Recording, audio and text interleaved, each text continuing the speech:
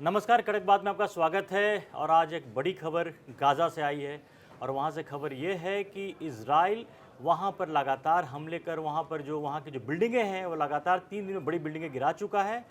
और दूसरी तरफ उससे जुड़ी खबर ये है कि यरूशलेम में वहाँ पर आतंकी हमला हुआ है। वहाँ पर 5 इजरायलियों को, यहूदियों को मार दिया गया। 5-6 बाद में जो रिपोर्ट आई उसमें 6 लोगों की मौत वहाँ पर हुई है। और ये घटना होने से अचानक वैसे भी लगातार इजराइल जो गाज़ा में अपने ऑपरेशन को जारी रखा हुआ था और वो कह रहा था कि जब तक हमास जो उसके पास बंधक है उसको छोड़ेगा नहीं तब तक वो अपनी कार्रवाई जारी रखेगा और दोबारा वो हमास को गाज़ा में खड़ा नहीं होने देना चाहता। इसके लिए इजराइल लगातार वहाँ ऑपरेशन जारी रख रहा है। और एक इससे तीसरी लिंक ये भी खबर है कि डोनाल्ड ट्रंप ने, अमेरिका के राष्ट्रपति डोनाल्ड ट्रंप ने हमास को आखिरी बार चेतावनी दी है। उसने कहा है कि जो बातें कही गई हैं, इजराइल सीज़ फायर के लिए तैयार है, जो उसको कही को मान रहा है, तो जो डोनाल्ड ट्रंप जो ऑफ़र कर रहे हैं उसको हमास मान लें, वरना इसके बाद कोई चेतावनी नहीं मिलेगी, एक्शन होगा। तो ये जो तमाम जो चीज़ें हैं कि जहाँ पर इजराइल गाज़ा में हमला कर रहा है तो शायद हमास उसका बदला लेने के लिए यरूशलेम में उसने हमला किया है। तो ये तमाम घटनाएं जो घट रही हैं, बहुत तेज़ी से वहाँ पर चेंजेस हो रहे हैं। और ख़बर ये भी आ रही है कि गाज़ा सिटी पर खास करके वहाँ जो है इजराइल का करीब आधे से ज़्यादा वहाँ पर कब्ज़ा हो चुका है और जो बाकी भी जो बचा है उसके लिए इजराइल का ऑपरेशन लगातार जारी है। इजराइल का ये कहना है, संजय जी, हम लगातार इस पर बात कर रहे हैं कि इजराइल इजराइल का आरोप ये है कि हमास के जो आतंकी हैं वो लोगों को, आम लोगों को शील्ड की तरह इस्तेमाल करते हैं। जब भी कुछ ऐसा हो रहा है, जब इजराइल उस पर, जब आईडीएफ जब हमास के खिलाफ एक्शन लेने के लिए, ग्राउंड एक्शन लेने के लिए जा रहा है या कुछ कर रहा है, तो जो हमास के लोग हैं, फिलिस्तीनियों को आगे शील्ड बना करके उनको रख रहा है। तो अंत में हो ये वहाँ पे ये ऐसी स्थिति वो हो गई है कि सैंडविच बन गए हैं। जो वहाँ के जो आम लोग हैं, निर्दोष लोग हैं, जो महिलाएं हैं, बच्चे हैं, जिनका इसे कोई लेना देना नहीं, जिस तरह की घटनाएं वहाँ पे हो रही हैं, वो हमास उनको शील्ड की तरफ इस्तेमाल कर रहा है और इजराइल वहाँ उधर से हमला कर रहा है। तो मौत वहाँ पर आम लोगों की हो रही है। अभी भी हमास का वहाँ पर जारी है। और यरूशलेम में ये जो हमला किया है ये 2023 अक्टूबर के बाद सबसे बड़ा हमला है, क्योंकि पिछले 2-2.5 सालों से चल रहा था। 5-6 लोगों को सरेआम मारना, वहाँ बस स्टैंड पे वहाँ हमला करके मारना, ये कुछ दिखा रहा है कि वहाँ पे चीज़ें बहुत आगे बढ़ गई। देखिए, ये बात सही है कि गाज़ा में जिस तरह से लोग मारे जा रहे हैं, एक तो मतलब ऐसा लग रहा है जैसे वहाँ पे जान की कोई कीमत ही नहीं रह गई है। कभी भी कितने 30 लोग मारे जाते हैं, कभी 35 लोग मारे जाते हैं। इजराइल की सेना गोलियों की बौछार कर देती है। अगर इससे बचते हैं तो खाना नहीं मिलता, उससे मारे जाते हैं। तो मुझको लगता है कि दुनिया में इसमें सबसे भयावह हालात वहाँ पर हैं, जिसकी तरफ दुनिया का ध्यान जाना चाहिए था लेकिन नहीं जा रहा है। पूरी की पूरी दुनिया उस पर चुप है। और ख़ासकर अमेरिका भारत को ये कहता है कि हम यूक्रेन के खिलाफ जो युद्ध है उसमें रूस का साथ दे रहे हैं और वहाँ जो लोग मर रहे हैं उसके लिए भारत जिम्मेदार है। और यही अमेरिका ये नहीं देखता कि वो गाज़ा में क्या करने वाला है और क्या कर रहा है, जहाँ पे इतने ढेर सारे लोग लगातार मर रहे हैं। तो देखिए, ये तो है। और दूसरी बात ये है कि हमास की अगर आपने बात की है, हमास के कारण ही गाज़ा के लोगों की ये बुरी हालत हो गई है। 65,000 से ज़्यादा लोग वहाँ पे मारे आ चुके हैं। और ये जो 65,000 से ज़्यादा लोग मरे हैं, आमतौर पे ये निरपराध निर्दोष लोग ही हैं। तो हमास को तो ख़त्म करना चाहिए, ये बात तो समझ में आती है। लेकिन ये वही कहावत है कि गेहूं के साथ घुन भी पिस रहे हैं और कुछ ज़्यादा ही पिस रहे हैं। तो हमास बिल्कुल, ये ऐसा कोई प्लान बनना चाहिए। हमास वहाँ पर जिस तरह से काम करता है, आतंकी गतिविधियाँ देता है, और इजराइल ने जिस मामले में इस पूरे चीज़ों को शुरू किया वो अनावश्यक तौर पे हमास के जरिए शुरू हुआ था। 2.5 साल पहले हमास ने मिसाइलों के जरिए, बमों के जरिए इजराइल के जिन 1200 के आसपास लोगों को मारा या 100 से ज़्यादा लोगों को बंधक बनाया, ये उसी का परिणाम है। और ये इतना लंबा खिंच गया है कि इसका कोई वहाँ के लोग परेशान हो रहे हैं। वहाँ के लोग परेशान हैं। इजराइल में भी इस बात के खिलाफ प्रदर्शन हो रहा है कि जिस तरह से सेना का वहाँ इस्तेमाल हो रहा है। और 2.5 साल, इतने लंबे समय से इजराइल, देखिए, इजराइल अपनी सुरक्षा के लिए तो तमाम एक्शन जरूर लेता है, लेकिन 2.5 साल से लगातार वहाँ पर, अब तो वहाँ पर जितने फोर्सेज उतार दिए हैं वहाँ पर तो खतरा भी ज़्यादा है। वहाँ पर तो जिस तरह के उन्होंने माइंस लगाए हुए हैं, वहाँ अभी भी जो हमास का ऑपरेशन, जबकि काफ़ी हद तक इजराइल ने उनको ख़त्म कर दिया, फिर भी उनका ऑपरेशन जारी है। और मिलाजुला की स्थिति वहीं पे अटकी पड़ी है कि करीब जो 2023 में वहाँ से इजराइल के लोगों को बंधक बनाया था, उसमें करीब 47 इनके कब्जे में थे, जिसमें से 25 शायद मारे भी जा चुके हैं। तो इजराइल का भी यही कहना है, डोनाल्ड ट्रंप का भी यही कहना है कि जो तुम्हारे पास जिंदा बचे हैं बंधक उनको और जो जिनकी डेड बॉडी है उनको वापस कर दो और बातचीत के टेबल पे आ जाओ और इस मामले को रिजॉल्व करो। देखिए, ट्रंप वहाँ पर हमास को कई बार धमकी दे चुके हैं और हर बार उन्होंने हमास से ये कहा है कि ये आखिरी अल्टीमेटम हम तुमको दे रहे हैं। मार्च में दिया था पहले, बिल्कुल बिल्कुल, वो लगातार मार्च से सितंबर हाँ आ गया। लगातार चल रहा है और हमास है कि उनकी बात मानता नहीं है।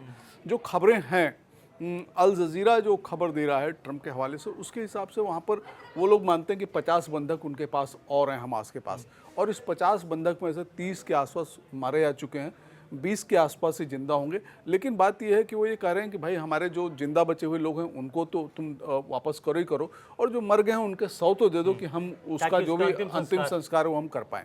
तो ये बात सही कि हमास अपने पे अड़ा है, इजराइल अपने पे अड़ा है, और बीच में पिस रहे हैं गाजा के वो हजारों लाखों लोग जो कि छोटे बच्चे हैं, महिलाएं हैं, बुजुर्ग हैं।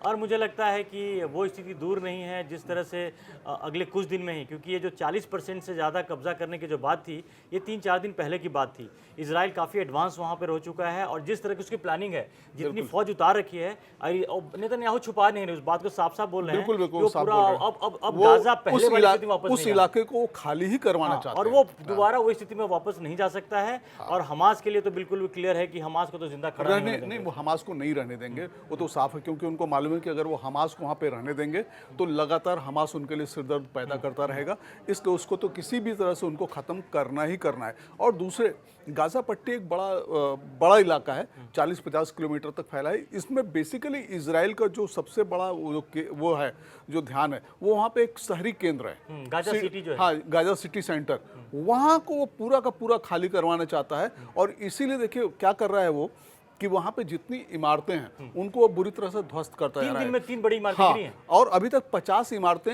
वो गिरा चुका है, ध्वस्त कर चुका है। तो आप सोचिए कि उसका ऑपरेशन बहुत विकराल है, और वो नेतन्याहू साफ कर चुके हैं कि हमें तो ये पूरा इलाका खाली करवाना है। अब लेकिन सबसे बड़ा सवाल यही है कि आप इलाका तो खाली करवा रहे हो, लेकिन वहाँ पे जो रहने वाले लोग हैं वो उनका क्या होगा, वो कहाँ जाएंगे? क्या वो कभी तो प्लान लिखा हुआ ही है कि डोनाल्ड ट्रंप वहाँ पर दुबई की तरह वहाँ बड़ी इमारतें बनाना चाहते हैं, और वो तो ये पता नहीं चलता है कि कहाँ पे कौन कर क्या रहा है, बोलता क्या है, करता क्या है।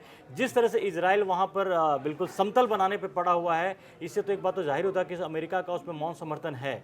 अगर ऐसा नहीं होता तो इजराइल इतना आगे बढ़ता भी नहीं। कुछ दिन पहले यूनाइटेड नेशन ने भी उसकी काफी क्रिटिसाइज की है। पूरी दुनिया इस बात को क्रिटिसाइज कर रही है। यूनाइटेड नेशंस ने वहाँ पर ये कहा कि अकालग्रस्त क्षेत्र है, हम अब इस क्षेत्र में खाना पहुँचाएंगे, लेकिन संयुक्त राष्ट्र संघ वो भी नहीं कर पा रहा है, क्योंकि इजराइल वहाँ पे उसके लोगों को घुसने ही नहीं दे रहा है। तो और देखिए, अमेरिका अगर एक बार अपनी आंखें इजराइल को दिखा दे तो ऐसा हो नहीं सकता कि इजराइल वहाँ पर लोगों को खाना न पहुँच तो अमेरिका को जो सूट करता है, देखिए पिछले कई समय से बात कर रहे हैं, कई लगातार बात कर रहे हैं इनफैक्ट, कि जो डोनाल्ड ट्रंप हैं वो एक अमेरिका के राष्ट्रपति से ज़्यादा वो एक बिजनेसमैन की तरह बात कर रहे हैं। जिस तरह की चीज़ें हैं वहाँ, उनका गाज़ा में भी उनका एक बिज़नेस दिख रहा है, वहाँ जो उनका रियल एस्टेट का बिज़नेस है उसका भविष्य वहाँ भी है, और इसीलिए इजराइल को लगातार वहाँ पर फ्री हैंड भी दिया हुआ है और इजराइल भी लगातार आगे बढ़ रहा है।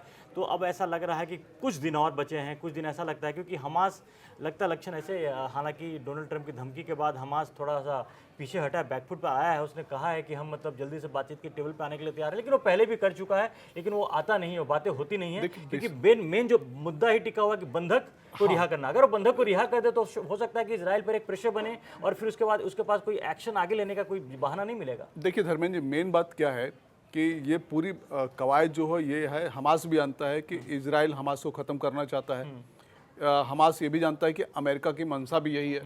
तो जब हमास को मालूम है कि उसको ख़त्म करने की मंशा है और बातचीत के टेबल पर उसको बुलाया जा रहा है, तो कैसे ये सफल हो जाएगा?